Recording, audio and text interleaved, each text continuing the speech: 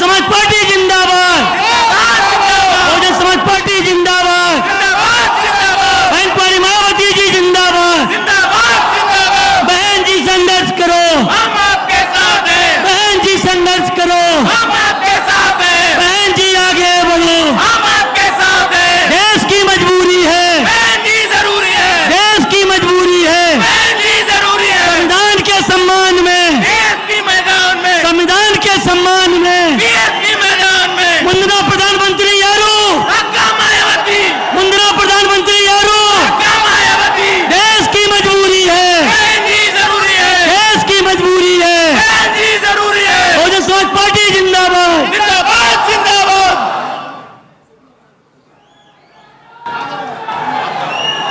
आराम करो। जिंदाबाद जिंदाबाद, भी जिंदाबाद। बहुजन समाज पार्टी जिंदाबाद, जिंदाबाद जिंदाबाद। बहुजन समाज पार्टी जिंदाबाद, जिंदाबाद जिंदाबाद। बहन जी जिंदाबाद, जिंदाबाद जिंदाबाद। बहन जी जिंदाबाद, जिंदाबाद जिंदाबाद। बहन जी संघर्ष करो।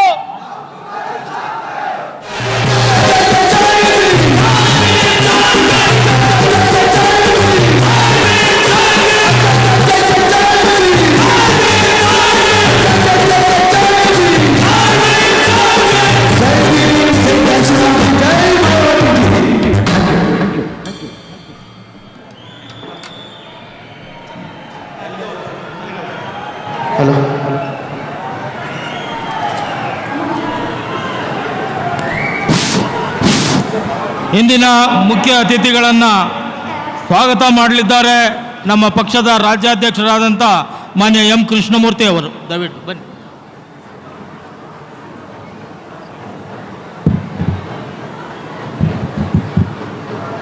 ಬಹುಜನ್ ಸಮಾಜ್ ಪಾರ್ಟಿ ರಾಜ್ಯ ಘಟಕದ 2023ರ ರಾಜ್ಯ ವಿಧಾನಸಭಾ ಚುನಾವಣೆಯ ಈ ಬಹಿರಂಗ ಪ್ರಚಾರ ಸಭೆಗೆ ಕರ್ನಾಟಕಕ್ಕೆ ಆಗಮಿಸಿರ್ತಕ್ಕಂಥ ನಮ್ಮೆಲ್ಲರ ಬಹುಜನ ಸಮಾಜದ ಭಾಗ್ಯದೇವತೆ ಅಕ್ಕ ಮಾಯಾವತಿ ಅವರನ್ನು ಈ ಸಂದರ್ಭದಲ್ಲಿ ಸ್ವಾಗತ ಮಾಡ್ತಾ, ಜೈ ಭಾರತ ಜನನಿಯ ತನುಜಾತೆ, ಜಯ ಹೇ ಕರ್ನಾಟಕ ಮಾತೆ. ಇಂಥ ಕರುನಾಡಿಗೆ ಜಗಜ್ಯೋತಿ ಬಸವಣ್ಣ, ಭಕ್ತ ಕನಕದಾಸ, ಶ್ರೀ ರಾಜರ್ಷಿ ನಾಲ್ವಡಿ ಕೃಷ್ಣರಾಜ ಒಡೆಯರ್, ಶ್ರೀ ಕುವೆಂಪು, ಮೈಸೂರು ಹುಲಿ ಟಿಪ್ಪು ಸುಲ್ತಾನ್, ಇಂಥ ಮಹಾನ್ ವ್ಯಕ್ತಿಗಳ ಮಣ್ಣು ಕರುನಾಡು, ಕನ್ನಡ ನಾಡಿಗೆ ಕರ್ನಾಟಕಕ್ಕೆ ಆಗಮಿಸಿರ್ತಕ್ಕಂಥ ಭಾರತದ ಭಾವಿ ಪ್ರಧಾನಮಂತ್ರಿ, ಉತ್ತರ ಪ್ರದೇಶದ ಮಾಜಿ ಮುಖ್ಯಮಂತ್ರಿಗಳು, ಬಹುಜನ್ ಸಮಾಜ್ ಪಾರ್ಟಿಯ ರಾಷ್ಟ್ರೀಯ ಅಧ್ಯಕ್ಷರು ಹಾಗೂ ಬಹುಜನ ಸಮಾಜದ ಸ್ವಾಭಿಮಾನ ಹಾಗೂ ಆತ್ಮಗೌರವದ ಪ್ರತೀಕ ಆಗಿರ್ತಕ್ಕಂಥ ಬಹುಜನ್ ಸಮಾಜ್ ಪಾರ್ಟಿಯ ಬಹುಜನ ಸಮಾಜದ ಭಾಗ್ಯದೇವತೆ ಬಹನ್ ಕುಮಾರಿ ಮಾಯಾವತಿಜಿ ಅವರನ್ನು ತಮ್ಮೆಲ್ಲರ ಪರವಾಗಿ ಬಹುಜನ್ ಸಮಾಜ್ ಪಾರ್ಟಿಯ ರಾಜ್ಯ, ಜಿಲ್ಲೆ ಮತ್ತು ಅಸೆಂಬ್ಲಿ, ವಿಧಾನಸಭಾ ಎಲ್ಲ ಕಾರ್ಯಕರ್ತರ ಪರವಾಗಿ, ಸಮಸ್ತ ಜನತೆಯ ಪರವಾಗಿ ನಾನು ಆರ್ಥಿಕವಾಗಿ ಸ್ವಾಗತವನ್ನು ಬಯಸ್ತೇನೆ. बहन जी का हम आदर से स्वागत करते हैं. बहन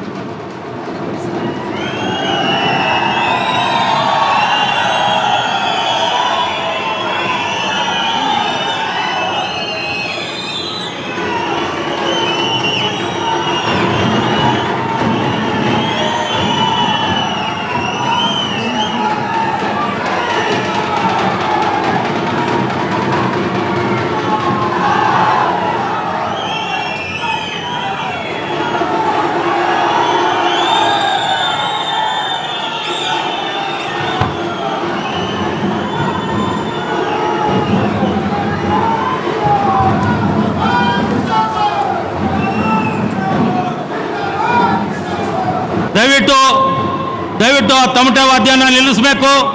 ದಯವಿಟ್ಟು ಈಗ ನಮ್ಮ ರಾಷ್ಟ್ರೀಯ ಅಧ್ಯಕ್ಷರು ಅಲ್ಲಿ ದಯವಿಟ್ಟು ಕಾರ್ಯಕರ್ತರು ಅವ್ರನ್ನ ದಯವಿಟ್ಟು ನಿಲ್ಲಿಸಬೇಕು. ಈಗ ನಮ್ಮ ರಾಷ್ಟ್ರೀಯ ಅಧ್ಯಕ್ಷರಾದಂಥ ಬೆಹನ್ಜಿ ಅವರು ತಮ್ಮನ್ನು ಉದ್ದೇಶಿಸಿ ನಮಗೆ ಮಾರ್ಗದರ್ಶನ ನೀಡಬೇಕು ಅಂತೇಳಿ ಅವರನ್ನು ಕೇಳ್ತಾ ತಾವು ಭಾಷಣ ಮಾಡಬೇಕು ಅಂತೇಳಿ ನಮ್ಮ ರಾಜ್ಯದ ಪರವಾಗಿ ಅವರಲ್ಲಿ ವಿನಂತಿ ಮಾಡ್ತಾ ಇದ್ದೀನಿ.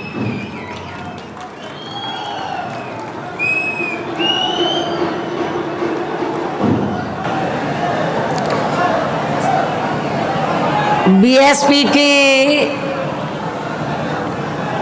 चुनावी जनसभा में इकट्ठा हुए बीएसपी के सभी छोटे बड़े पदाधिकारी, कार्यकर्ता एवं बीएसपी से चुनाव लड़े हमारे यहाँ मौजूद प्रत्याशीगण, आज आप लोग यहाँ अपने कर्नाटक स्टेट में विधानसभा के लिए हो रहे आम चुनाव में चुनाव आचार संहिता के नियमों का पालन करते हुए अपनी पार्टी के उम्मीदवारों के समर्थन में मुझे सुनने के लिए यहाँ इकट्ठा हुए हैं, तो उसके लिए मैं आप सभी लोगों का हार्दिक दिल से आभार प्रकट करती हूँ।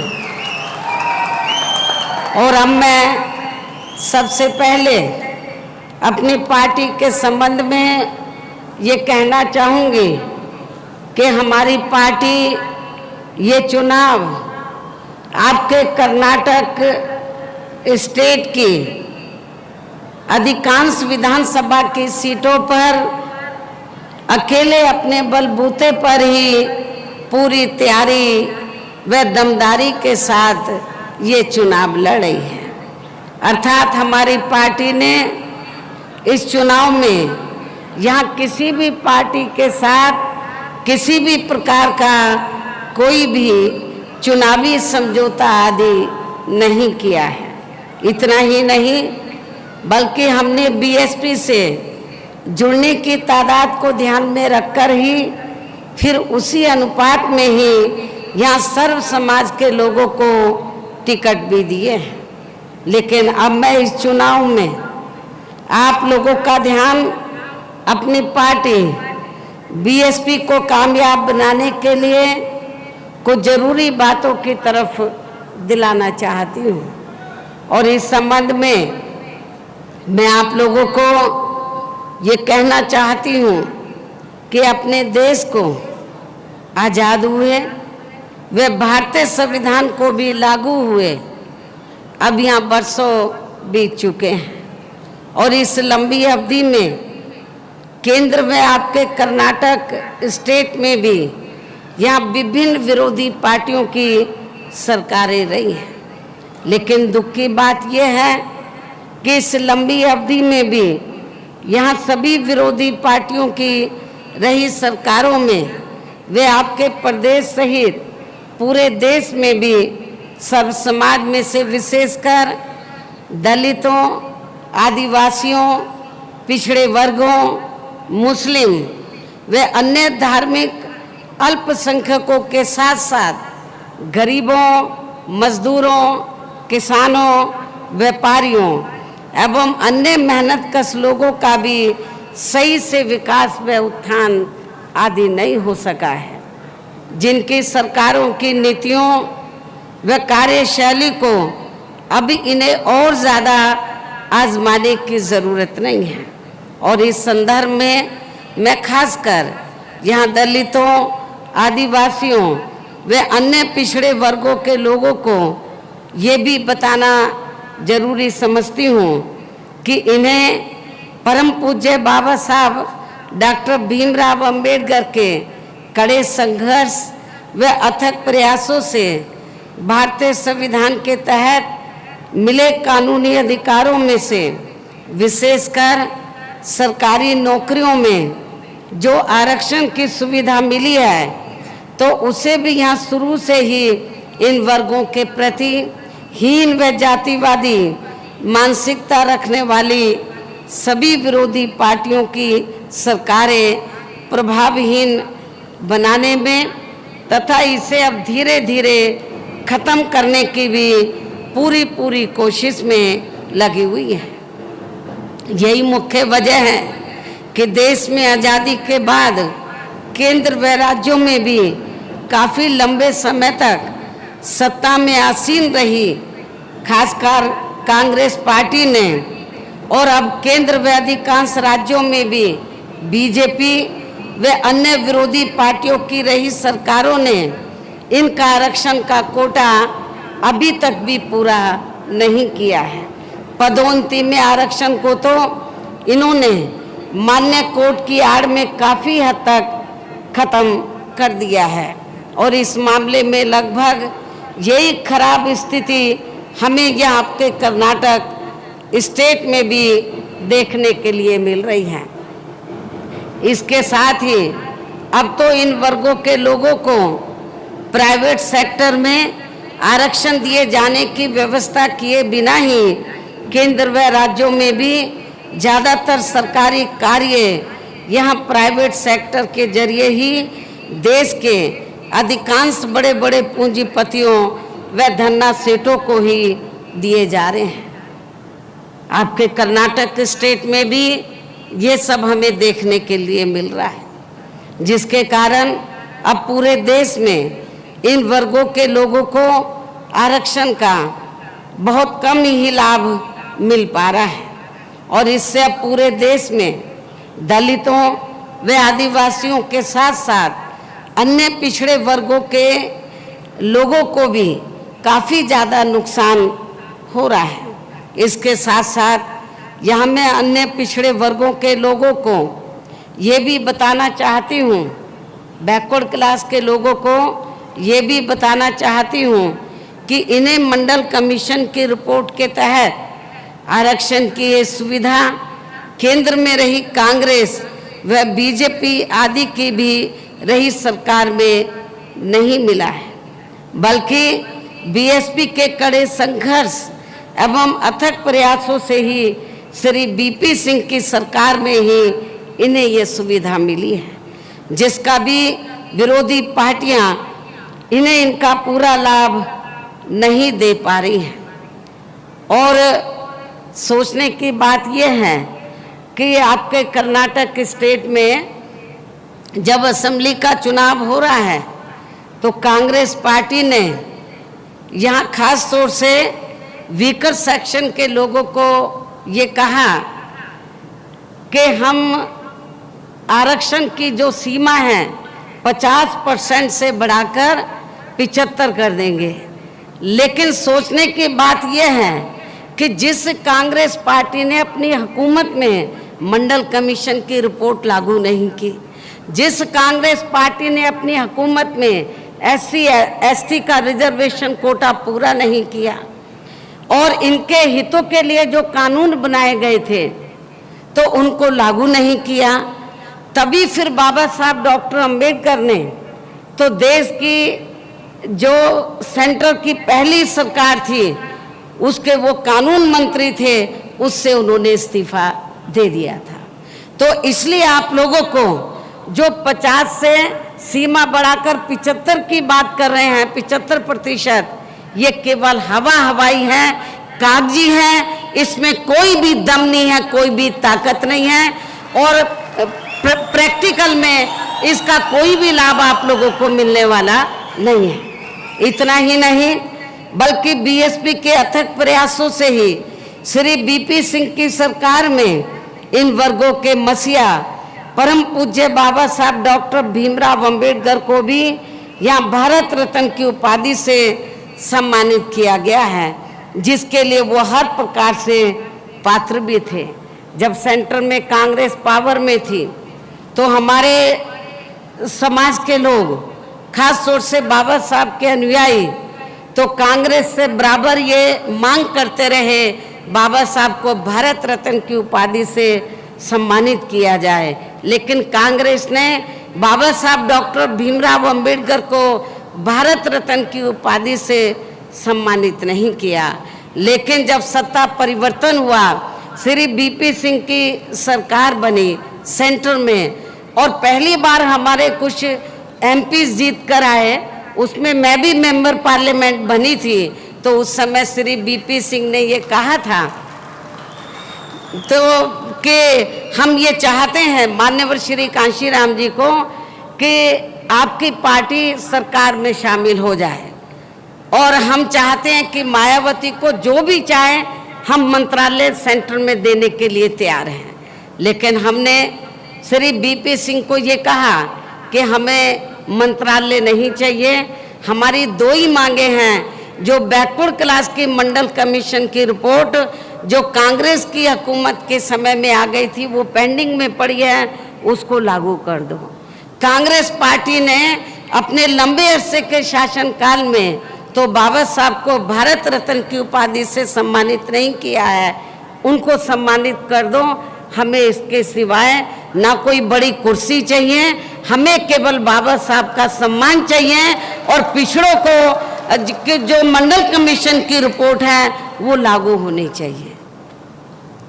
तो श्री बीपी सिंह ने हमारी बात को माना और उन्होंने मंडल कमीशन की रिपोर्ट को लागू किया और बाबा साहब डॉक्टर अंबेडकर को भारत रत्न की उपाधि से सम्मानित किया। यहाँ मैं ये भी कहना चाहूँगी कि इन वर्गों के लोगों को, जो वीकर सेक्शन के लोग हैं, इन वर्गों के लोगों को जुल्म जाति से निजात दिलाने के लिए जो भी नियम व कानून आदि बने हैं, तो उन पर भी अब केंद्र व अधिकांश राज्यों की भी सरकारें सही से अमल नहीं कर पा रही हैं, जिससे अब यहाँ विशेषकर दलितों व आदिवासियों के ऊपर शोषण करने वाले लोगों का मनोबल और भी ज़्यादा बढ़ रहा है।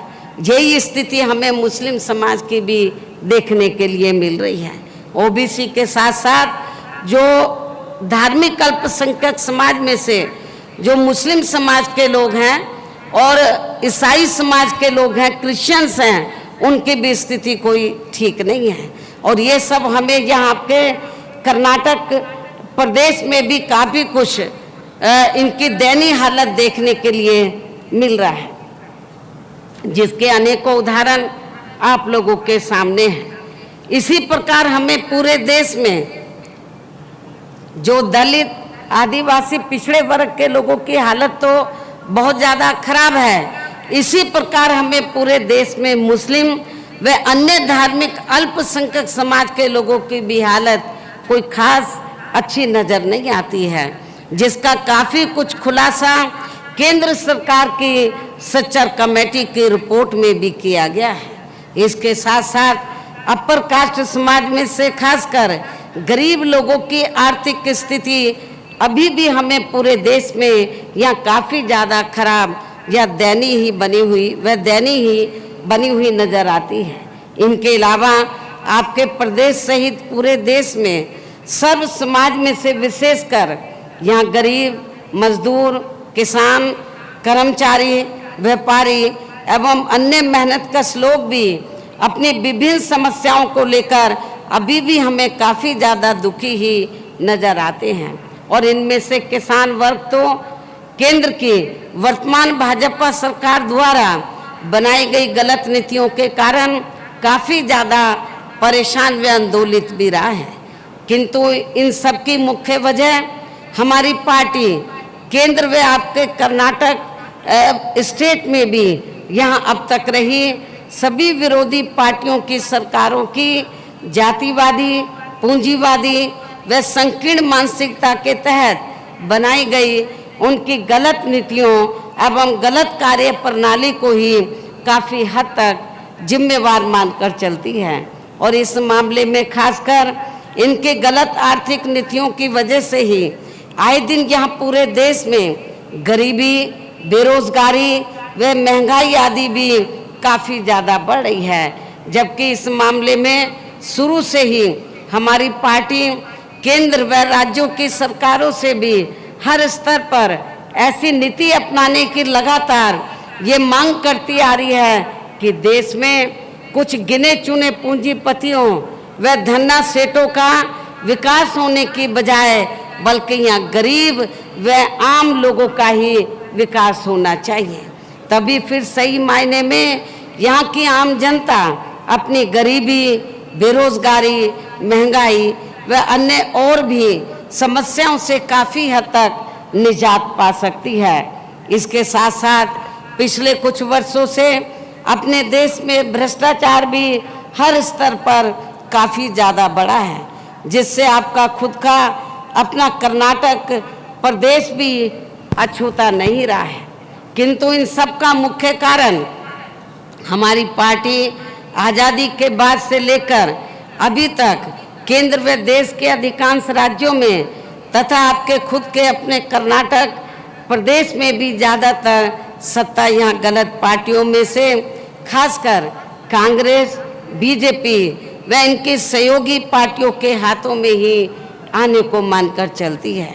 और इन सभी विरोधी पार्टियों को हमारी पार्टी इसलिए जिम्मेवार मानकर चलती है क्योंकि आज़ादी के बाद से लेकर अभी तक लगभग ये सभी विरोधी पार्टियां केंद्र व देश के अधिकांश राज्यों में भी ज़्यादातर यहाँ बड़े बड़े पूंजीपतियों व धन्ना सेठों की ही आर्थिक मदद से सत्ता में आती रही हैं। और सत्ता में आ जाने के बाद फिर ये पार्टियां अधिकतर मामलों में अपनी आर्थिक व अन्य सभी नीतियां या आम जनता की समस्याओं को दूर करने के हिसाब से तैयार नहीं करती हैं, बल्कि देश के उन बड़े बड़े पूंजीपतियों व धन्ना सेठों को ही फायदा पहुंचाने के हिसाब से अपनी अधिकांश नीतियां तैयार करती है, जिनके धन व बल से चुनाव लड़कर ज़्यादातर ये पार्टियां केंद्र व आपके राज्य सहित देश के अन्य राज्यों में भी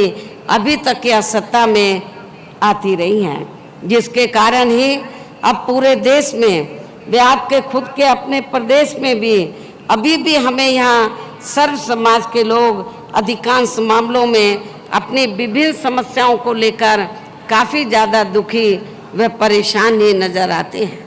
जबकि पूरे देश में बीएसपी ही अकेली एक ऐसी पार्टी है जो विरोधी पार्टियों की तरह देश के बड़े बड़े पूंजीपतियों व धन्ना सेठों की आर्थिक मदद से नहीं, बल्कि अपनी पार्टी के ही आम कार्यकर्ताओं की आर्थिक मदद से चुनाव लड़कर यहाँ केंद्र व राज्यों की सत्ता में आना चाहती है, ताकि हमारी पार्टी सत्ता में आने के बाद फिर बिना किसी दबाव के व आज़ाद होकर सर्व समाज के लोगों की व खासकर वीकर सेक्शन के लोगों की सभी समस्याओं का समाधान करके उन्हें हर मामले में व हर स्तर पर खुशहाल बना सके। और इसी आधार पर चलकर ही आबादी के हिसाब से देश के सबसे बड़े प्रदेश अर्थात उत्तर प्रदेश में 4 बार हमारी पार्टी ने अपने नेतृत्व में यहाँ सरकार भी बनाई है। और आपको मैं ये बताना चाहती हूँ, बहुत से विरोधी पार्टी के लोग बीएसपी के बारे में ये कहते हैं कि बीएसपी अब बहुत कमज़ोर होगी है, सिमट गई है उत्तर प्रदेश में। ऐसा नहीं है। मैं आपको बताना चाहती हूँ, आप चुनाव का रिकॉर्ड उठाकर देखो कि जब तक पूरे देश में और यूपी में भी चुनाव बैलेट पेपर से होता रहा तो हमेशा पार्लियामेंट में भी और असेंबली में भी बीएसपी का ग्राफ बढ़ा है, वोट का प्रतिशत बढ़ा है, सीटें बढ़ी हैं, सरकार भी बनी है 4 बार। लेकिन जब से ये ईवीएम के जरिए चुनाव होना शुरू हुआ है सन 2007 में, तो केंद्र में आपको मालूम है जब यूपी में असेंबली का चुनाव हुआ ईवीएम के जरिए, तो सेंटर में तो कांग्रेस ने ये तैयार किया, जो हमें जानकारी मिली है कि हमें स्टेट से कोई लेना देना नहीं, तो हमें तो सेंटर से लेना देना है। तो ईवीएम में धांधली करके तो लगातार वो कई बार सत्ता में सेंटर में बने रहे। लेकिन बीजेपी ने इनकी कमजोरी को पकड़कर तो उन्होंने धांधली करने वालों को पकड़ लिया, वो सेंटर में आ गए। और अब उन्होंने ये फैसला लिया हम सेंटर ही नहीं, हम देश में जो स्टेट हैं उनको भी कैप्चर करेंगे ईवीएम में धांधली के जरिए। इसलिए उत्तर प्रदेश में या देश के काफ़ी राज्यों में ये धांधली का खेल है ईवीएम में, और कुछ नहीं है। मैं दावे के साथ कहती हूँ चुनाव ये बैलेट पेपर से कराएं, कांग्रेस हो बीजेपी हो, ये आपको कहीं नजर नहीं आएंगे। तो इसलिए जब तक ये चुनाव वहां पर बैलेट पेपर से होता रहा, हमारा ग्राफ बढ़ा है। हमारी 4 बार सरकार बनी है, यूपी में नहीं देश के अन्य राज्यों में भी पार्टी की बात आगे बढ़ी है। इसलिए कर्नाटक के लोगों को हताश और निराश नहीं होना चाहिए। आप लोगों को मैं बताना चाहती हूँ, बहुत से ऐसे देश हैं जहाँ पर ईवीएम से इलेक्शन हो रहा था, लेकिन जब धांधली उन्होंने देखे, अब वहाँ पर बैलेट पेपर से हो रहा है। तो आज नहीं तो कल अपने देश में भी ईवीएम का सिस्टम खत्म होगा, बैलेट पेपर से चुनाव होगा, ये मैं आपको बताना चाहती हूँ। यदि आप लोग ठंडे होकर बैठ जाएंगे, मायूस होकर बैठ जाएंगे कि वोट देने का फायदा क्या जब ईवीएम में धांधली हो रही है, तो हमें घर बैठना चाहिए, ऐसा नहीं। कभी भी ये सिस्टम खत्म हो सकता है, जुडिशरी हो सकता है इसमें दखल दे दे, माननीय सुप्रीम कोर्ट दखल दे दे, और हो सकता है कि वो ये चुनाव पूरे देश में बैलेट पेपर से कराए। इसलिए आप लोगों को हताश और निराश नहीं होना है, अपनी पार्टी के जनाधार को बढ़ाना है, मूवमेंट को बढ़ाना है। आज नहीं तो कल ये सिस्टम खत्म होगा, फिर से बैलेट पेपर से आएगा और हमारी पार्टी और ये मूवमेंट जरूर आगे बढ़ेगी। और हमने ये भी मैं आपको बताना चाहती हूँ कि जब तक चुनाव बैलेट पेपर से होता रहा, यूपी में हमारी पार्टी का ग्राफ बढ़ा। 4 बार हमें सरकार बनाने का मौका मिला और हमने अपनी सभी चारों रही सरकारों में अपनी पार्टी की विचारधारा एवं सिद्धांतों के तहत चलकर, वैसे तो वहाँ सर्व समाज के हितों का पूरा ध्यान रखा है, लेकिन सभी मामलों में प्राथमिकता पहले हमने वहाँ सर्व समाज में से विशेषकर उन दलितों, आदिवासियों, पिछड़े वर्गों, मुस्लिम व अन्य धार्मिक अल्पसंख्यक समाज के लोगों को तथा गरीब एवं असहाय लोगों को ही दिया है, जिनकी वहाँ हर मामले में व हर स्तर पर सभी विरोधी पार्टियों की रही सरकारों में उनकी हीन, जातिवादी, संकीर्ण व पूंजीवादी सोच होने के कारण काफ़ी ज़्यादा उपेक्षा की गई है। इसके साथ साथ हमने उत्तर प्रदेश में गरीब एवं बेरोजगार लोगों को दूसरी सरकारों की तरह मामूली सा बेरोजगारी भत्ता न देकर उन्हें बड़ी तादाद में सरकारी व गैर सरकारी क्षेत्रों में स्थायी रोजगार भी उपलब्ध कराए हैं। साथ ही गरीब भूमिहीन लोगों को खेती करने के लिए उन्हें फ्री सरकारी जमीन भी दी है, जिससे वहाँ लाखों लोगों को फायदा पहुँचा है। इसके अलावा हमारी पार्टी की रही सरकार ने वहाँ विभिन्न क्षेत्रों में लगे लोगों के साथ साथ छात्रों, युवाओं, महिलाओं व बुजुर्गों आदि के हितों में भी अनेकों महत्वपूर्ण व ऐतिहासिक कार्य किए हैं, जिनसे उन्हें काफ़ी ज़्यादा लाभ पहुंचा है।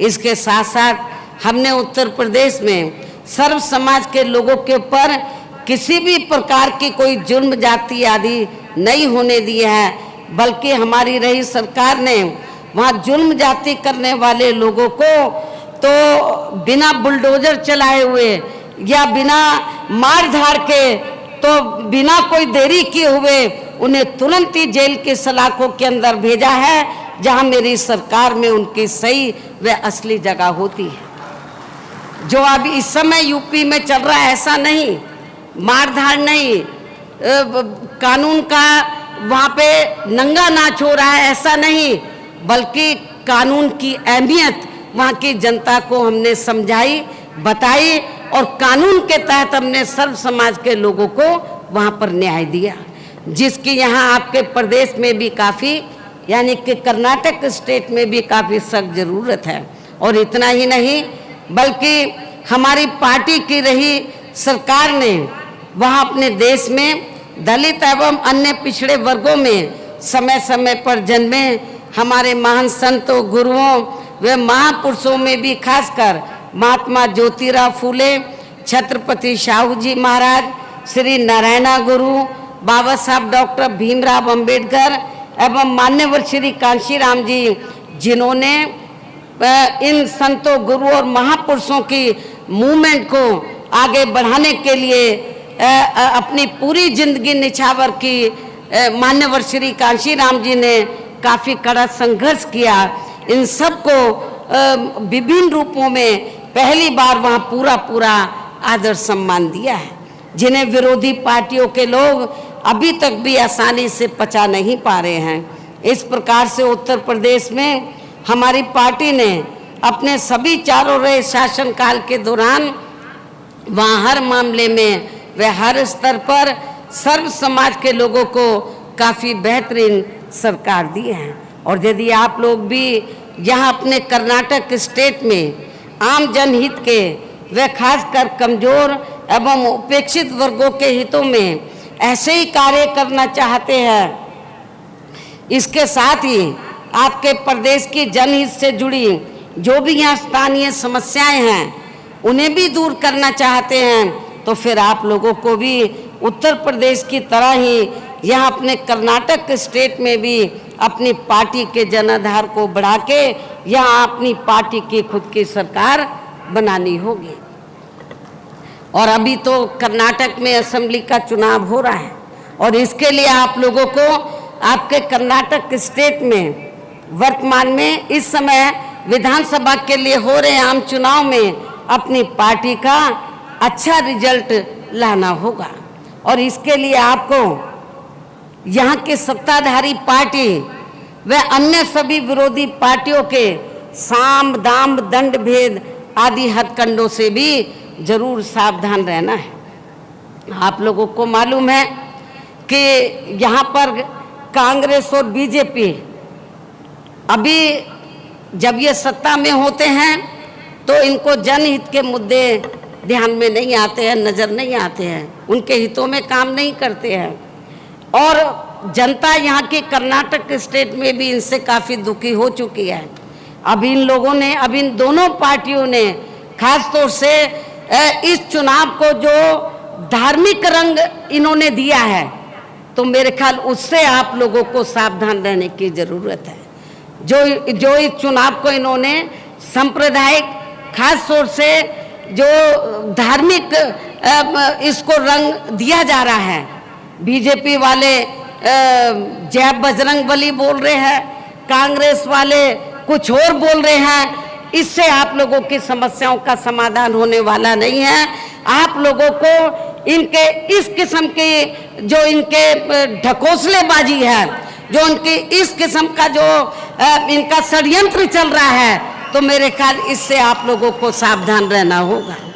क्योंकि जो धर्म है वो अलग है, वो जीवन शैली से जुड़ा हुआ है, राजनीति अलग है।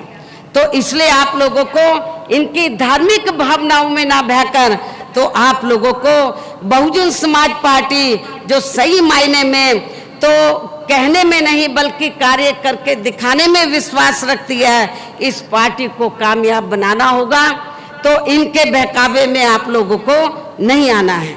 और इस मामले में खासकर आप लोगों को विरोधी पार्टियों के जारी किए गए उनके हवाई व प्रलोभन भरे चुनावी घोषणा पत्रों आदि के बहकावे में तो कतई नहीं आना है। आप लोगों ने, बीजेपी ने अपना चुनावी घोषणा पत्र जारी किया, कांग्रेस ने क्या बड़ी बड़ी बातें वो ये चुनावी घोषणा पत्र में उन्होंने कही है। जब भी चुनाव होता है ऐसा ये लोग करते हैं, लेकिन सत्ता में आने के बाद फिर ये लोग अपने चुनावी घोषणा पत्र के ऊपर अमल नहीं करते। कहने का तात्पर्य यह है कि चुनाव के दौरान जो ये अपना मैनिफेस्टो जारी करते हैं, बड़े बड़े वायदे करते हैं वोट लेने के लिए, लेकिन सत्ता में आने के बाद अधिकांश उन पर ये अमल नहीं करते हैं, जिस पर से अब यानी कि इनके चुनावी घोषणा पत्र पे से अब जनता का काफ़ी हद तक विश्वास ही उठ गया है। इसलिए भी हमारी पार्टी किसी भी चुनाव में अपना कोई भी चुनावी घोषणा पत्र आदि जारी नहीं करती है। वैसे भी हमारी पार्टी कहने में बहुत कम बल्कि कार्य करके दिखाने में ही ज़्यादा विश्वास रखती है। यूपी में 4 बार हमारी सरकार बनी, हमने चुनाव में कोई मैनिफेस्टो जारी नहीं किया था। सत्ता में आने के बाद हमने वहाँ के लोगों के लिए जनहित में बड़े पैमाने पर कार्य किए। अब बेहतरीन कानून व्यवस्था की दी जिससे वहाँ की जनता अभी भी याद करती है। और तो ये सब हमने उत्तर प्रदेश में करके दिखाया है। इन्हीं जरूरी बातों के साथ ही अब मेरा यही कहना है कि आप लोगों को अपने खुद के व अपने कर्नाटक स्टेट के भी हित में यहाँ अपनी पार्टी बीएसपी की सरकार बनाना बहुत ज़रूरी है। तभी फिर यहाँ के कर्नाटक स्टेट में, आपके प्रदेश में, स्टेट में परम पूज्य बाबा साहब डॉक्टर भीमराव अंबेडकर एवं मान्यवर श्री कांशीराम जी आदि का सही सपना साकार हो सकता है, जिन्होंने कदम कदम पर अनेकों कष्ट झेलकर अपनी पूरी जिंदगी या खासकर कमजोर एवं उपेक्षित वर्ग के लोगों को अपने पैरों पर खड़ा करने के लिए समर्पित किए हैं। जिसे भी खास ध्यान में रखकर अब आप लोगों को यहाँ अपने स्टेट में विधानसभा का आम चुनाव लड़ रहे हैं। अपने सभी उम्मीदवारों को, हमारे उम्मीदवार कुछ इधर स्टेज पे हैं, शायद कुछ सामने भी बैठे हैं, तो जब आप लोगों से मेरी यही रिक्वेस्ट है कि जिसे जो हमारे संत गुरु महापुरुष हुए हैं तो उनके डेडिकेशन को ध्यान में रखकर, उनके संघर्ष को ध्यान में रखकर, जिनकी वजह से आज थोड़ा घना जो आपको मिल रहा है ये देन हमारे संत गुरु और महापुरुषों की है। जिसे भी खास ध्यान में रखकर अब आप लोगों को यहाँ अपने कर्नाटक स्टेट में विधानसभा का आम चुनाव लड़े अपने सभी उम्मीदवारों को अपनी पार्टी के हाथी चुनाव चिन्ह के सामने वाले बटन को दबा के उन्हें ज़रूर जिताना है, उन्हें ज़रूर सफल बनाना है, उनको यहाँ की असेंबली में ज़रूर जिताकर भेजना है। अर्थात आप लोगों को इस चुनाव में अपनी पार्टी को कामयाब बनाने का हर संभव पूरा प्रयास करना है। इस उम्मीद के साथ ही अब मैं पुनः अपनी पार्टी के उम्मीदवारों को जिताने की पुरजोर अपील करते हुए अपनी बात यही समाप्त करती हूँ। जय भीम, जय भारत। धन्यवाद बहन जी, धन्यवाद। जिंदाबाद जिंदाबाद जिंदाबाद जिंदाबाद। ಈಗ ಬೆಹಂಜಿಯವರ ಭಾಷಣವನ್ನ ಸಂಕ್ಷಿಪ್ತವಾಗಿ ಟ್ರಾನ್ಸ್ಲೇಟ್ ಮಾಡಿ 5 ನಿಮಿಷದಲ್ಲಿ ನಮ್ಮ ಗೋಪಿನಾಥ್ ಸಾಹೇಬರು ಮಾಡ್ತಾರೆ. ದಯವಿಟ್ಟು ಶಾಂತ ರೀತಿಯಿಂದ ಕೂತ್ಕೊಳ್ಬೇಕು 5 ನಿಮಿಷದಲ್ಲಿ. ಬಂಧುಗಳೇ, ನಮ್ಮ ರಾಷ್ಟ್ರೀಯ ಅಧ್ಯಕ್ಷರು ನಮ್ಮ ರಾಷ್ಟ್ರೀಯ ಅಧ್ಯಕ್ಷರು ನಮ್ಮೆಲ್ಲರ ನೆಚ್ಚಿನ ನಾಯಕಿಯಾದಂಥ ಬೆಹನ್ ಕುಮಾರಿ ಮಾಯಾವತಿಜಿ ಅವರು ಮಾಡಿದಂಥ ಈ ಸುಂದರ ಭಾಷಣವನ್ನು, ಮಹತ್ವಪೂರ್ಣವಾದ ಭಾಷಣವನ್ನು ಕೇವಲ 5 ನಿಮಿಷದಲ್ಲೇ ಕನ್ನಡದಲ್ಲಿ ನಿಮಗೆ ಹೇಳ್ತೀನಿ. ಸಾರಾಂಶವನ್ನು ಮಾತ್ರ ಹೇಳ್ತೀನಿ. ಮೊದಲನೇದಾಗಿ, ಕರ್ನಾಟಕ ರಾಜ್ಯಕ್ಕಾಗಿ ನಡೀತಾ ಇರತಕ್ಕಂಥ ವಿಧಾನಸಭಾ ಚುನಾವಣೆಗಳಲ್ಲಿ ನಮ್ಮ ಪಕ್ಷದ ವತಿಯಿಂದ ಅತ್ಯಧಿಕ 130 ಅಭ್ಯರ್ಥಿಗಳನ್ನು ನಾವಿಲ್ಲಿ ಕಣದಲ್ಲಿ ಇಳಿಸಿದ್ದೀವಿ. ಅದರಲ್ಲಿ SC ST OBCಗಳು ಮತ್ತು ಅಲ್ಪಸಂಖ್ಯಾತರು ಸಹಿತ ಇದ್ದಾರೆ. ನಾವು ಯಾವುದೇ ಪಕ್ಷದೊಂದಿಗೆ ಯಾವುದೇ ರೀತಿ ಹೊಂದಾಣಿಕೆ ಚುನಾವಣಾ ಮೈತ್ರಿಯನ್ನು ಮಾಡಿಕೊಂಡಿಲ್ಲ. ಮತ್ತು ಇಲ್ಲಿ ಕರ್ನಾಟಕದಲ್ಲಿ ಇಲ್ಲಿ ತನಕ ಆಳ್ವಿಕೆ ಮಾಡಿರ್ತಕ್ಕಂಥ ಕಾಂಗ್ರೆಸ್ಸು, BJP ಮತ್ತಿತರ ಪಕ್ಷಗಳು ಶ್ರೀಮಂತರ ಹಣದಿಂದ, ದೊಡ್ಡ ದೊಡ್ಡ ಬಂಡವಾಳಶಾಹಿಗಳ ಹಣದಿಂದ ಪಕ್ಷವನ್ನು ನಡೆಸ್ತಾ ಇಲ್ಲಿರ್ತಕ್ಕಂಥ ಬಡ ಜನರ ಬದುಕನ್ನು ಬರ್ಬರ ಮಾಡಿದ್ದಾವೆ. ಅದಕ್ಕೆ ನಾವು ತಕ್ಕ ಪಾಠವನ್ನು ಕಲಿಸಬೇಕಾಗಿದೆ. ಇಲ್ಲಿ ಕಾಂಗ್ರೆಸ್ ಪಕ್ಷ ಹೇಳ್ಕೊಳ್ಳುತ್ತೆ, ನಮ್ಮ ಕಾಲದಲ್ಲಿ ನಾವು ಮೀಸಲಾತಿಯನ್ನು ಜಾರಿ ಮಾಡಿದ್ವಿ ಅಂತೇಳಿ. ಬಾಬಾ ಸಾಹೇಬ್ ಅಂಬೇಡ್ಕರ್ ಬರೆದ ಸಂವಿಧಾನ ಸ್ವತಂತ್ರ ಭಾರತ ದೇಶ ಸ್ವತಂತ್ರಗೊಂಡ ಮೇಲೆ 1950ರಲ್ಲಿ ಜನವರಿ 26ನೇ ತಾರೀಕು ಜಾರಿ ಆಯಿತು. ಆ ಸಂವಿಧಾನವನ್ನು ಯಥಾವತ್ತಾಗಿ ಜಾರಿ ಮಾಡಿದರೆ ಇವತ್ತಿಗಾಗಲೇ ನಮ್ಮೆಲ್ಲರ ಬದುಕಿನಲ್ಲಿ ಒಂದು ಬದಲಾವಣೆ ಕಾಣ್ಬೋದಾಗಿತ್ತು. ಭಾಳ ಮುಖ್ಯವಾಗಿ SC ST ಹಿಂದುಳಿದ ಜಾತಿಗಳಲ್ಲಿ ಅಲ್ಪಸಂಖ್ಯಾತರ ಬದುಕಿನಲ್ಲಿ ಬದಲಾವಣೆ ಕಾಣ್ಬೋದಾಗಿತ್ತು. ಆದರೆ ಇಲ್ಲಿ ತನಕ ಆಳಿರ್ತಕ್ಕಂಥ ಎಲ್ಲ ಪಕ್ಷಗಳು ಸಂವಿಧಾನವನ್ನು ಉಲ್ಲಂಘನೆ ಮಾಡಿ, ಸಂವಿಧಾನ ಅಲಕ್ಷಿಸಿ ರಾಜ್ಯಭಾರ ಮಾಡಿರೋದ್ರಿಂದಾಗಿ ಕೇವಲ ಶ್ರೀಮಂತರ ಮತ್ತು ಬಂಡವಾಳಶಾಹಿಗಳಿಗೆ ಅನುಕೂಲ ಆಗ್ತಕ್ಕಂಥ ನೀತಿ ನಿಯಮಗಳನ್ನ ತಂದಿರೋದ್ರಿಂದಾಗಿ ಇವತ್ತಿಗೂ ಸಹಿತ ಬಹುಸಂಖ್ಯಾತರಾದ SC ST OBC ಮತ್ತು ಧಾರ್ಮಿಕ ಅಲ್ಪಸಂಖ್ಯಾತರ ಬದುಕು ಇವತ್ತಿಗೂ ಸಹಿತ ಅತ್ಯಂತ ಶೋಚನೀಯ ಸ್ಥಿತಿಯಲ್ಲಿದೆ. ನಾವಿಲ್ಲಿ ಕಾಂಗ್ರೆಸ್ ಪಾರ್ಟಿ ಬಹಳ ಮುಖ್ಯವಾಗಿ ಮೀಸಲಾತಿಯನ್ನು ಜಾರಿ ಮಾಡಿದ್ವಿ ಅಂತ ಹೇಳ್ತದೆ. ಆದರೆ ಮಂಡಲ್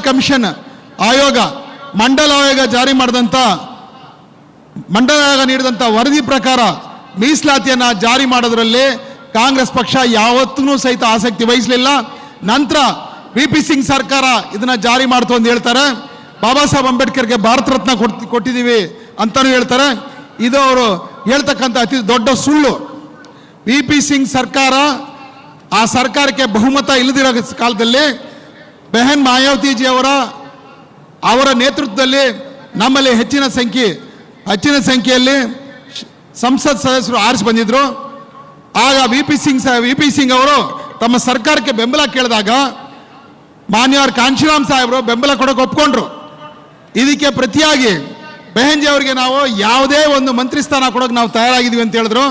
ಆದರೆ ಬೆಹನ್ಜಿ ಹೇಳಿದ್ರು, ಮಾನ್ಯವರು ಕಾಂಶಿರಾಮ್ ಸಾಹೇಬರು ಹೇಳಿದ್ರು, ನಮಗೆ ಯಾವುದೇ ರೀತಿಯ ನಿಮ್ಮ ಸಚಿವ ಪದವಿಗಳು ಅಥವಾ ಆಸೆ ಆಮಿಷಗಳು ಬೇಕಾಗಿಲ್ಲ. ಬಹಳ ಮುಖ್ಯವಾಗಿ ಮಂಡಲ್ ವರದಿಯನ್ನು ಜಾರಿ ಮಾಡ್ರಿ, ನಂಬರ್ 1. ನಂಬರ್ 2, ಬಾಬಾ ಸಾಹೇಬ್ ಅಂಬೇಡ್ಕರ್ಗೆ ಭಾರತ ರತ್ನ ಕೊಡಿ ಅಂತ ಒತ್ತಾಯ ಮಾಡಿದ್ರಿಂದಾಗಿ ಅದರ ಪ್ರಕಾರ ನಮ್ಮ ಸರ್ಕಾರ ಅವರಿಗೆ ನಮ್ಮ ಪಕ್ಷ ಅವರಿಗೆ ಬೆಂಬಲ ಕೊಟ್ಟು ಆ ಸರ್ಕಾರವನ್ನು ಉಳಿಸಿದ್ರಿಂದಾಗಿ ನಾವು ಅವರಿಗೆ ಬೆಂಬಲವನ್ನು ಕೊಟ್ವಿ. ಆ ಕಾರಣಕ್ಕಾಗಿ ಇದಕ್ಕೆ ಪ್ರತಿಯಾಗಿ ಅವರು ಭಾರತ ರತ್ನ ಪದವಿಯನ್ನು ಬಾಬಾ ಸಾಹೇಬ್ ಅಂಬೇಡ್ಕರ್ಗೆ ಕೊಟ್ಟರು. ಹಾಗೆ ಮಂಡಲ್ ವರದಿ ಸಹಿತ ಜಾರಿ ಆಯಿತು. ಇದರಲ್ಲಿ ಬೇರೆ ಯಾವುದೇ ಪಕ್ಷಗಳ ಕೊಡುಗೆ ಇಲ್ಲ. ಇದರಲ್ಲಿ ಇದು 100ಕ್ಕೆ 100ರಷ್ಟು ಬಹುಜನ್ ಸಮಾಜ್ ಪಾರ್ಟಿಯ ಸಾಧನೆ ಅನ್ನೋದನ್ನ ಇಲ್ಲಿ ನೆನ್ಪು ಮಾಡ್ಕೋಬೇಕು. ಹಾಗೇನೆ ಈ ಪಕ್ಷಗಳ ಆಡಳಿತದಲ್ಲಿ ಬಹಳ ಮುಖ್ಯವಾಗಿ ರೈತರು, ಕಾರ್ಮಿಕರು, ಮಹಿಳೆಯರು, ಸಣ್ಣ ಪುಟ್ಟ ವ್ಯಾಪಾರಿಗಳು ಇವರೆಲ್ಲರೂ ಕಂಗಾಲಾಗಿದ್ದಾರೆ. ಇದಕ್ಕೆ ಕಾರಣ ಏನಂದ್ರೆ ಈ ಎಲ್ಲ ಪಕ್ಷಗಳು ಬಹುಜನ್ ಸಮಾಜ್ ಪಾರ್ಟಿ ಒಂದನ್ನು ಹೊರತುಪಡಿಸಿ ಉಳಿದ ಯಾವುದೇ ಪಕ್ಷ ಅಧಿಕಾರಕ್ಕೆ ಬಂದರೂ ಸಹಿತ ತಮಗೆ ಚುನಾವಣಾ ಕಾಲದಲ್ಲಿ ರೊಕ್ಕ ಕೊಟ್ಟಂಥವ್ರು, ಹಣ ಕೊಟ್ಟಂಥವ್ರು ಏನಿದ್ದಾರೆ ಅವರ ಪರವಾಗಿ ನೀತಿ ನಿಯಮಗಳ ರೂಪಿಸ್ತಾ ಬಂದಿರೋದ್ರಿಂದಾಗಿ ಇಲ್ಲಿ ಅತ್ಯಧಿಕ ಬಡ ಜನರಿದ್ದಾರೆ. ಹಸಿವು, ಅನಕ್ಷರತೆ, ಬಡತನದಿಂದ ಕಂಗಾಲಾಗಿದ್ದಾರೆ. ಇವರೆಲ್ಲರೂ ಸಹಿತ ಇಲ್ಲಿರ್ತಕ್ಕಂಥ ಹಿಂದುಳಿದ ವರ್ಗಗಳಿಗೆ ಸೇರಿದಂಥ ಬಹುಸಂಖ್ಯಾತ ಜನರಾಗಿದ್ದಾರೆ. ನಾವು ಉತ್ತರ ಪ್ರದೇಶದಲ್ಲಿ 4 ಬಾರಿ ಸರ್ಕಾರ ಮಾಡಿದ್ದೀವಿ. 4 ಬಾರಿ ಸರ್ಕಾರ ಮಾಡಿದಾಗ ಯಾವುದೇ ಚುನಾವಣೆಗೆ ನಾವು ಯಾವ ಒಬ್ಬ ಶ್ರೀಮಂತರಿಂದ ಅಥವಾ ದೊಡ್ಡ ಬಂಡವಾಳಶಾಹಿಗಳಿಂದ ದುಡ್ಡು ತಗೊಂಡಿದ್ದೇ ಇಲ್ಲ. ಅದೇನಿದ್ರು ಬಡ ಜನರ ಕಾಣಿಕೆಯಿಂದಾಗಿ, ಅದೇ ರೀತಿ ನಮ್ಮ ಕಾರ್ಯಕರ್ತರು ಕೊಟ್ಟಿರ್ತಕ್ಕಂಥ ಸದಸ್ಯತ್ವದ ಹಣದಿಂದಾಗಿ ನಾವು ಆ ಹಣವನ್ನು ಪಡೆದು ನಾವು ಚುನಾವಣೆಗಳು ನಡೆಸಿದ್ದೀವಿ. ಆ ಕಾರಣದಿಂದಾಗಿ ನಾವು ಅಧಿಕಾರಕ್ಕೆ ಬಂದಾಗ ಈ ಬಡಜನರ ಪರವಾಗಿ ನೀತಿ ನಿಯಮಗಳನ್ನ ರೂಪಿಸಿದ್ದೀವಿ. ನಮ್ಮ ಕಾಲದಲ್ಲಿ ಯಾವುದೇ ದೊಡ್ಡ ಬಂಡವಾಳಶಾಹಿಗಳಿಗಾಗಲಿ, ದೊಡ್ಡ ಧನ ಸೇಟ್ಗಳಿಗಾಗಲಿ ನಮ್ಮ ಸರ್ಕಾರದಿಂದ ಹೆಚ್ಚಿನ ಏನು ಕೆಟ್ಟ ನೀತಿಗಳನ್ನ ನಾವು ರೂಪಿಸಿಲ್ಲ. ಈ ದೇಶದಲ್ಲಿ ಶ್ರೀಮಂತರಿಗೆ ಎಷ್ಟು ಅವಕಾಶಗಳಿದೆಯೋ ಅಷ್ಟೇ ಅವಕಾಶ ಬಡವರಿಗೂ ಇರಬೇಕು. ನಾವು ಕಾಂಗ್ರೆಸ್ BJP ಅವ್ರಿಗೆ ಹೇಳ್ತಾ ಇದ್ದೀವಿ, ನಿಮ್ಮ ನೀತಿ ನಿಯಮಗಳು ಕೇವಲ ಶ್ರೀಮಂತರಿಗೆ ಅಷ್ಟೇ ಅನುಕೂಲವಾಗಿರಬೇಕಾಗಿಲ್ಲ, ಬರೀ ಸಾಹುಕಾರರಿಗೆ ಮಾತ್ರ ಅನುಕೂಲವಾಗಿರಬೇಕಾಗಲ್ಲ, ಬರೀ ದುಡ್ಡಿರೋರ್ಗೆ ಮಾತ್ರ ನೀವು ನೀತಿ ನಿಯಮಗಳನ್ನ ರೂಪಿಸಬೇಡಿ. ಅದೇ ಪ್ರಮಾಣದಲ್ಲಿ ಇಲ್ಲಿರ್ತಕ್ಕಂಥ ಬಡ ಜನರಿಗೂ ಸಹಿತ ನಿಮ್ಮ ನೀತಿ ನಿಯಮಗಳಿಂದಾಗಿ ಅನುಕೂಲ ಆಗಬೇಕು ಅಂತ ಹೇಳಿದ್ವಿ. ಆದರೆ ಅವರು ಸಂವಿಧಾನಕ್ಕೆ ವಿರುದ್ಧವಾಗಿ ಬಡ ಜನರನ್ನ ಅಲಕ್ಷಿಸಿ ಕೇವಲ ಶ್ರೀಮಂತರನ್ನ ಮಾತ್ರ, ಉನ್ನತ ವರ್ಗದವ್ರನ್ನ ಮಾತ್ರ ಬೆಳೆಸಿದ್ರಿಂದಾಗಿ ಭಾರತ ದೇಶದಲ್ಲಿ ಬಡತನ ಜಾಸ್ತಿ ಆಗಿದೆ. ಹಾಗೆ ಭ್ರಷ್ಟಾಚಾರನೂ ಸಹಿತ ಜಾಸ್ತಿ ಆಗಿದೆ. ಭ್ರಷ್ಟಾಚಾರಕ್ಕೆ ಕಡಿವಾಣ ಹಾಕಬೇಕು, ಬಡತನವನ್ನು ನಿಗ್ರಹಿಸಬೇಕಂತ ಹೇಳಿದ್ರೆ ಚುನಾವಣಾ ಕಾಲದಲ್ಲಿ ನಾವು ನಮ್ಮ ಓಟ್ಗಳನ್ನ ಮಾರ್ಕೊಳ್ಳದೆ ಬಹುಜನ್ ಸಮಾಜ್ ಪಾರ್ಟಿಯ ಆನೆ ಗುರುತಿಗೆ ನೀವು ಓಟ್ ಹಾಕಿದರೆ ಮಾತ್ರ ಪ್ರಾಮಾಣಿಕವಾದ ಬಡಜನರ ಪರವಾದ, ರೈತ ಕಾರ್ಮಿಕರ ಪರವಾದ ಸರ್ಕಾರವನ್ನು ನಾವು ತರಲಿಕ್ಕೆ ಸಾಧ್ಯ ಆಗುತ್ತದೆ. ಮತ್ತೆ ಇಲ್ಲಿ ಬಹಳ ಜನ ಅನ್ಕೋತಾರೆ ಬಹುಜನ್ ಸಮಾಜ್ ಪಾರ್ಟಿಯ ಪ್ರಭಾವ ಕಡಿಮೆ ಆಗೋಯ್ತು, UPನಲ್ಲೇ ಅವರು ಕಡಿಮೆ ಆಗೋಯ್ತು, ಇನ್ಮೇಲೆ ಪಾರ್ಟಿ ಬರೋದಿಲ್ಲ ಅಂತ ಹತಾಶೆಯ ಮಾತುಗಳು ಹೇಳ್ತಾರೆ. ನಾನು ನಿಮಗೆ ಹೇಳ್ತಾ ಇದ್ದೀನಿ, ಇಲ್ಲಿ ಈ ಹತಾಶೆಯ ಮತ್ತು ನಿರಾಶೆಯ ಮಾತುಗಳನ್ನ ಬಿಟ್ಬಿಡ್ರಿ. ಎಲ್ಲಿ ತನಕ ಇಲ್ಲಿ ಬ್ಯಾಲೆಟ್ ಪೇಪರ್ನಲ್ಲಿ ಚುನಾವಣೆ ನಡೀತಾ ಇತ್ತೋ ಅಲ್ಲಿ ತನಕ ನಮ್ಮ ಪಕ್ಷ ದೊಡ್ಡ ಪ್ರಮಾಣದಲ್ಲಿ ಬೆಳೀತು, 4 ಬಾರಿ ಸರ್ಕಾರ ಮಾಡ್ತು. ಆದರೆ ಬಹುಜನ್ ಸಮಾಜ್ ಪಾರ್ಟಿ ಅಧಿಕಾರಕ್ಕೆ ಬಂದು ಮಾಡ್ತಾ ಇರ್ತಕ್ಕಂಥ ಬದಲಾವಣೆ, ಪ್ರಗತಿ ಇದೆಲ್ಲ ನೋಡಿದಂಥ ಕಾಂಗ್ರೆಸ್ಸು BJPಯ ಬೆಂಬಲಿಗರೇನಿದ್ದಾರೆ, ನಾಯಕರೇನಿದ್ದಾರೆ, ಇಲ್ಲಿ ಉಂಟಾಗಿರ್ತಕ್ಕಂಥ ಈ ಜಾಗೃತಿಯನ್ನು ತಪ್ಪಿಸ್ಬೇಕು, ಈ ಜಾಗೃತಿನ ದಿಕ್ಕು ತಪ್ಪಿಸ್ಬೇಕು ಅಂತೇಳಿ ಅವರು ಎಲೆಕ್ಟ್ರಾನಿಕ್ ವೋಟಿಂಗ್ ಮೆಷಿನ್ನ ಅಂದರೆ ವಿದ್ಯುತ್ ಚಾಲಿತ ಮತಯಂತ್ರಗಳನ್ನ ಅವರು ಪರಿಚಯ ಮಾಡಿಕೊಟ್ರು. ಆವತ್ತಿಂದ ಇಲ್ಲಿ ಹಂತ ಹಂತವಾಗಿ ಆ ಪಕ್ಷಗಳಲ್ಲಿ ಎಲ್ಲ ಕಡೆನೂ ಹರಡ್ತಾ ಬಂದಿವೆ. 2014ರಲ್ಲಿ ಮೊದಲನೇ ಬಾರಿಗೆ ಕಾಂಗ್ರೆಸ್ ಸೋತಾಗ ನಾವೇನು ತಿಳ್ಕೊಂಡಿದ್ವಿ, ಇದು ಭ್ರಷ್ಟಾಚಾರ ಜಾಸ್ತಿ ಆಗಿ ಅದರಿಂದ ಸೋತಿದೆ ಅಂತ. ಹಂಗಲ್ಲ, ಅದು ಅಲ್ಲಾಗಿದ್ದು ಅಲ್ಲಿ ಇ ವಿ ಎಮ್ ಅಂದರೆ ವಿದ್ಯುತ್ ಚಾಲಿತ ಮತಯಂತ್ರಗಳು, ಆ ವಿದ್ಯುತ್ ಮತಯಂತ್ರಗಳಿಂದಾಗಿ ಅವರು ಓಟ್ಗಳನ್ನ ಉಲ್ಟಾ ಪಲ್ಟಾ ಮಾಡಾಕ್ಬಿಟ್ರು. ಹಾಗಾಗಿ ಎಷ್ಟೋ ಕಡೆ ನಾವು ಹೆಚ್ಚಿರೋ ಕಡೆ ನಮ್ಮ ಜನರು ಹೆಚ್ಚಿರೋ ಕಡೆನೂ ಸಹಿತ ನಮ್ಮ ಓಟ್ಗಳು ಬರ್ದಂಗೆ ಆಗೋಯ್ತು. ದೇಶದ ಪ್ರಪಂಚದ ಅನೇಕ ದೇಶಗಳಲ್ಲಿ ಇವತ್ತು ಅಷ್ಟೇ ಬ್ಯಾಲೆಟ್ ಪೇಪರಲ್ಲಿ ವೋಟಿಂಗ್ ಆಗ್ತಾ ಇದೆ. ಅದಕ್ಕೆ ನಾವು ಚಾಲೆಂಜ್ ಮಾಡಿ ಹೇಳ್ತಾ ಇದ್ವಿ, ಇದೇ ರೀತಿ ಮತ್ತೊಮ್ಮೆ ನೀವು ಬ್ಯಾಲೆಟ್ ಪೇಪರ್ ತಂದ್ರಿ, ಬಹುಜನ್ ಸಮಾಜ್ ಪಾರ್ಟಿ ಮತ್ತೆ ಮೆಜಾರಿಟಿಯಲ್ಲಿ ಆರಿಸಿ ಬರುತ್ತೆ, ಮತ್ತೆ ಸರ್ಕಾರ ಹಿಡಿತದೆ. ಬರೀ ಉತ್ತರ ಪ್ರದೇಶ ಮಾತ್ರ ಅಲ್ಲ, ಭಾರತ ದೇಶದ ಅನೇಕ ರಾಜ್ಯಗಳಲ್ಲಿ ಬರುತ್ತೆ, ಕೇಂದ್ರದಲ್ಲೂ ಬರುತ್ತೆ. ಆದ್ರಿಂದ ಆ ದಿನ ಬಂದೇ ಬರುತ್ತೆ. ನಮ್ಮ ಆಂದೋಲನ ಸತತವಾಗಿ ನಡೀತಾ ಇರಲಿ, ಈ ಜನಾಧಾರಣೆ ಬೆಳೀತಾ ಇರಲಿ, ಯಾವುದೇ ಕಾರಣಕ್ಕೆ ಹತಾಶರಾಗಬೇಡಿ. ಯಾಕಂದರೆ ಅಂತಿಮವಾಗಿ ಗೆಲ್ಲೋದು ಜನಾಂದೋಲನ. ನಮ್ಮಲ್ಲಿ ಜಾಗೃತಿ ಮೂಡ್ತಾ ಈ ಮತಯಂತ್ರಗಳನ್ನ ಬಹಿಷ್ಕರಿಸ್ತಕ್ಕಂಥ ಒಂದು ಕಾಲ ಬಂದೇ ಬರುತ್ತೆ. ಆ ನಿಟ್ಟಿನಲ್ಲಿ ನಾವೆಲ್ಲ ಕೆಲಸ ಮಾಡೋಣ. ಆ ನಿಟ್ಟಿನಲ್ಲಿ ಹೆಚ್ಚು ನಮ್ಮ ಪ್ರಯತ್ನ ಮುಂದುವರಿತಾ ಇರಲಿ.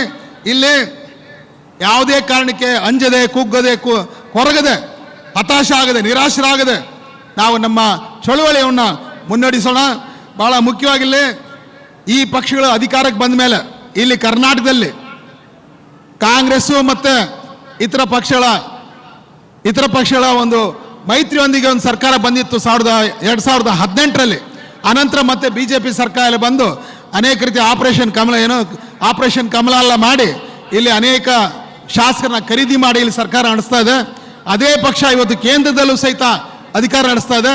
ಇವರ ಅಧಿಕಾರ ಅವಧಿಯಲ್ಲಿ ಏನಾಗ್ತಾ ಇದೆ ಅಂತ ಹೇಳಿದ್ರೆ, ನಿರುದ್ಯೋಗ, ಹಾಗೇನೆ ಭ್ರಷ್ಟಾಚಾರ ಮತ್ತೆ ಕೊಲೆ ಸುಲಿಗೆ, ಇದೆಲ್ಲದ್ರ ಜೊತೆಗೆ ಕೋಮು ಗಲಭೆಗಳು ಹೆಚ್ಚಾಗ್ತಾ ಇದ್ದಾವೆ. ಇವತ್ತು ಸಹಿತ BJP ಮುಂದೆ ಬೇರೆ ಯಾವುದೂ ಅಜೆಂಡಾ ಇಲ್ಲ. ಧಾರ್ಮಿಕ ಭಾವನೆಗಳನ್ನ ಕೆರಳಿಸ್ತಾ, ಕೋಮು ಭಾವನೆಗಳನ್ನ ಕೆರಳಿಸ್ತಾ ಸಮಾಜವನ್ನು ಒಡೆದು ಇವರು ರಾಜಕಾರಣ ಮಾಡ್ತಾ ಇದ್ದಾರೆ. ಕಾಂಗ್ರೆಸ್ ಹೇಳುತ್ತೆ ನಾನು ಜಾತ್ಯತೀತ ರಾಜಕಾರಣ ಮಾಡ್ತೀನಿ ಅಂತೇಳಿ. ಆದರೆ ಕಾಂಗ್ರೆಸ್ಸು ಸಹಿತ ಅವರ ಅಜೆಂಡಾನ ಪೂರ್ಣ ಮಾಡೋದಕ್ಕೆ, ಅವರ ಅಜೆಂಡಾನ ಪೂರೈಸೋದಕ್ಕೆ ಏನು ಬೇಕೋ ಅದೇ ಕಾರ್ಯಕ್ರಮ ಇವರು ಮಾಡ್ತಾ ಇದ್ದಾರೆ. ಇವತ್ತು ಕೋಮು ದ್ವೇಷ ಹೆಚ್ಚಾಗ್ತಾ ಇದೆ ಅಂದರೆ ಅದರಲ್ಲಿ ಕಾಂಗ್ರೆಸ್ ಪಕ್ಷದ ಸಹಿತ ಅಷ್ಟೇ ಕೊಡುಗೆ ಇದೆ. ಇಲ್ಲಿ ಅಷ್ಟೇ ಕೊಡುಗೆ ಇದೆ. ನಾವು ಬಜರಂಗ ದಳನ ನಾವು ನಿಷೇಧ ಮಾಡ್ತೀವಿ ಅಂದರೆ ಅವರು ಪೀಪಲ್ಸ್ ಫ್ರಂಟ್ ನಾವು ನಿಷೇಧ ಮಾಡ್ತೀವಿ ಅಂತ ಹೇಳ್ತಾ ಇದ್ದಾರೆ. ಅವರು ಹಿಜಾಬು, ಆಜಾನು, ಗೋಹತ್ಯೆ ನಿಷೇಧ ಇದೆಲ್ಲನೂ ತರೋದ್ರ ಮೂಲಕ ಸಮಾಜದಲ್ಲಿ ಒಂದು ಅಶಾಂತಿಯನ್ನು ಉಂಟು ಮಾಡಿ ಸಮಾಜ ಒಡೆಯೋ ಕೆಲಸ ಮಾಡಿದ್ರೆ ಕಾಂಗ್ರೆಸ್ ಪಕ್ಷ ಅದಕ್ಕೆ ಕೇವಲ ವಿರೋಧ ವ್ಯಕ್ತಪಡಿಸ್ತಾ ಇದ್ದೀವಿ. ನಾವು ಅಧಿಕಾರಕ್ಕೆ ಬಂದಾಗ ಜನರ ಪರವಾಗಿ ನಾವು ಎಂಥ ನೀತಿ ನಿಯಮಗಳನ್ನ ತರ್ತೀವಿ, ಸಂವಿಧಾನ ಹೇಗೆ ಜಾರಿ ಮಾಡ್ತೀವಿ, ನಿರುದ್ಯೋಗ ಹೇಗೆ ನಿವಾರಿಸ್ತೀವಿ ಅನ್ನೋದ್ರ ಬಗ್ಗೆ ಅವರಲ್ಲಿ ಯಾವುದೇ ರೀತಿಯ ಶಾಶ್ವತವಾದ ಯೋಜನೆಗಳಿಲ್ಲ. ಕಾಂಗ್ರೆಸ್ ಆಡಳಿತವನ್ನು ಕರ್ನಾಟಕದಲ್ಲಿ 50 ವರ್ಷ ನೋಡಿದ್ದೀವಿ. ಈ BJP ಆಡಳಿತ ನೋಡಿದ್ದೀವಿ, ಜನತಾದಳ ಆಡಳಿತ ನೋಡಿದ್ದೀವಿ.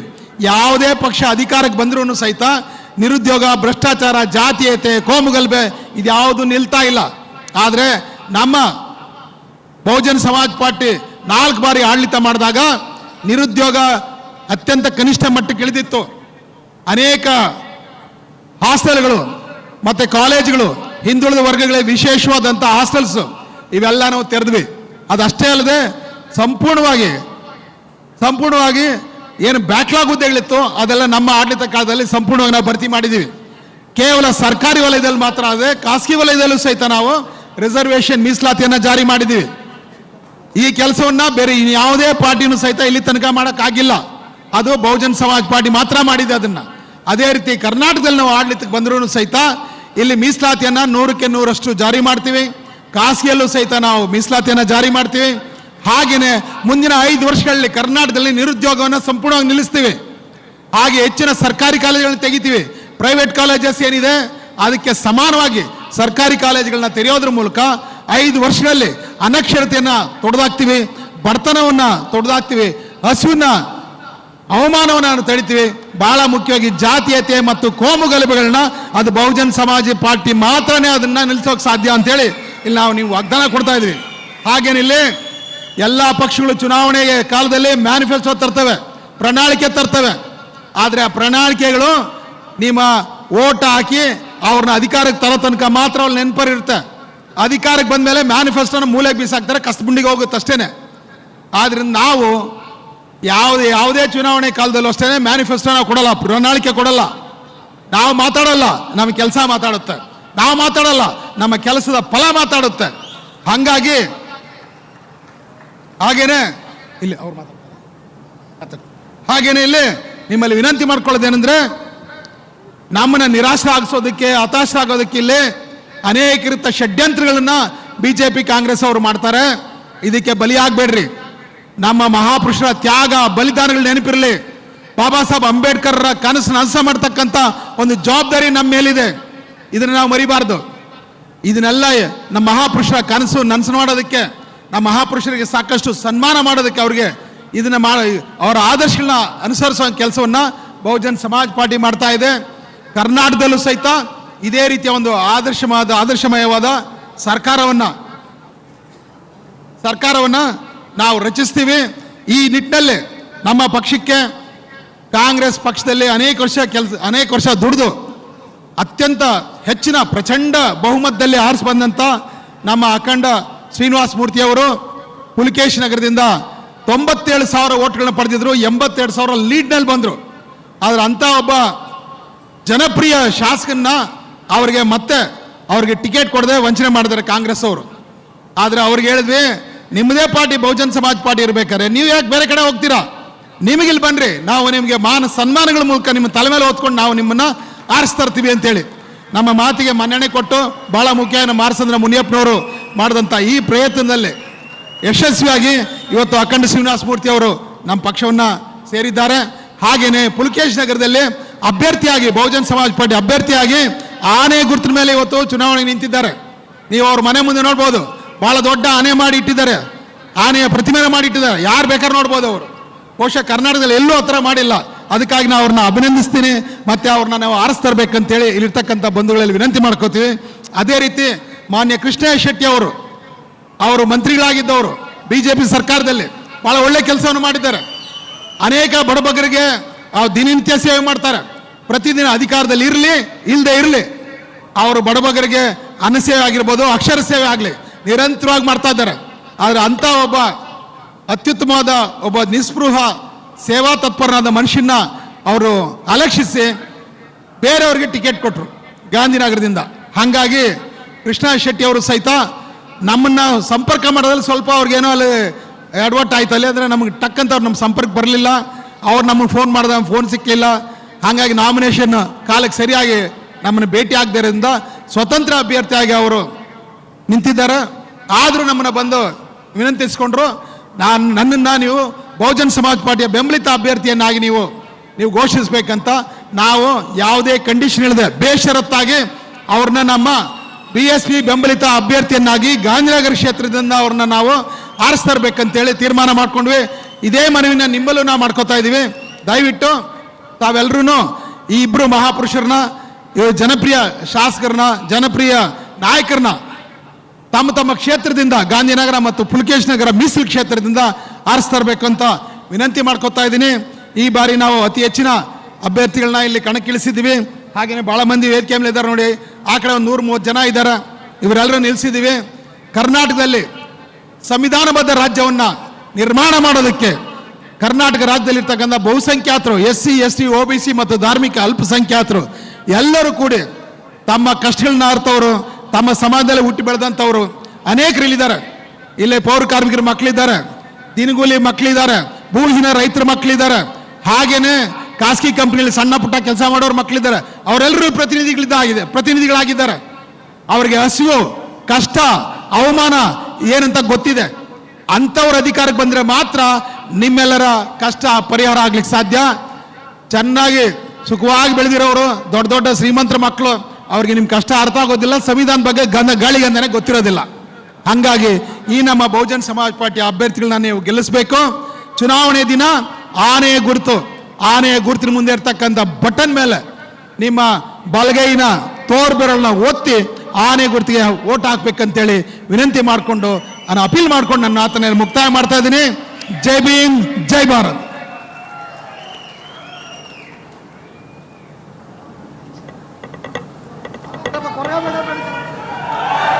बहुजन समाज पार्टी जिंदाबाद, जिंदाबाद जिंदाबाद बहुजन समाज पार्टी जिंदाबाद। जिंदाबाद जिंदाबाद। देश की मजबूरी है, बहन जी जरूरी है, देश की मजबूरी है, बहन जी जरूरी है। बहुजन समाज पार्टी जिंदाबाद। जिंदाबाद जिंदाबाद बहन कुमारी मायावती जी जिंदाबाद। जिंदाबाद जिंदाबाद अनवर श्री कांसी राम जी जिंदाबाद। जिंदाबाद जिंदाबाद। बहन जी संघर्ष करो, हम आपके साथ हैं, बहन जी संघर्ष करो, हम आपके साथ हैं, बहन जी आगे बढ़ो, हम आपके साथ हैं। संविधान के सम्मान में बहन जी